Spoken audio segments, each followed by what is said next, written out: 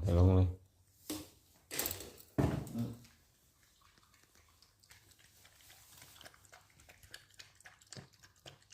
มีผักหวานต้นหอม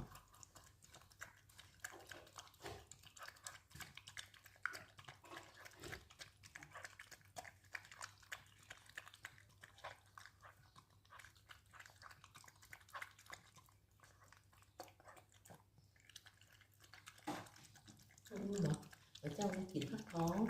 เนาะพระเจ้าไม่กินผักท้องกล้วยแล้วก็มาอันเตะ3 อย่างแล้วก็ผักหนูก็กระลองแครอท